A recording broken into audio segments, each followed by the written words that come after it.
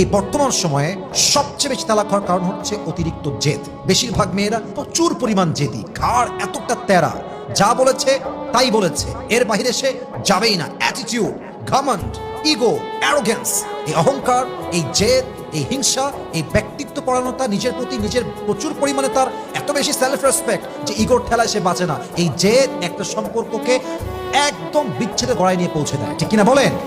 কিছু কারণে মেয়েদের ডিভোর্স খুব বেশি হয়, কিছু কারণে মেয়েদেরকে একজন পুরুষ খুব দ্রুত ডিভোর্স দিয়ে দেয়। প্রত্যেকটা মেয়েকে বলতে চাই, যদি আপনি আপনার স্বামীর থেকে তালাক পেতে না চান, আপনি যদি ডিভোর্সি মেয়ে না হতে চান, আমার কথাগুলো মন দিয়ে শুনবেন। আমি জাস্ট কয়েকটা রিজন বলা ট্রাই করছি, বিকজ টাইম খুবই শর্ট আমার কাছে।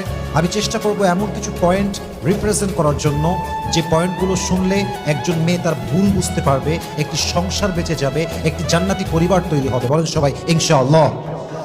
মাথায় রাখবেন, একজন পুরুষ তার বউকে খুব শখে তালাক দেয় না। পুরুষ কখনো তালাক দেওয়ার জন্য বিয়ে করে না। পুরুষ যখন বিয়ের পরে দেখে যে পার্সনটাকে আমি বিয়ে করেছিলাম, this person is not the same person, এই মানুষটা আসলে সেই মানুষ নয় যে মানুষটাকে আমি মন থেকে পছন্দ করে যুদ্ধ করে বিয়ে করেছিলাম। পুরুষ যখন দিনের পরে দিন নিজের ভুল বুঝতে পারে, একটা সময় গিয়ে সংসারটা তালাক পর্যন্ত, ডিভোর্স পর্যন্ত গড়িয়ে যায়, ঠিক কিনা বলেন?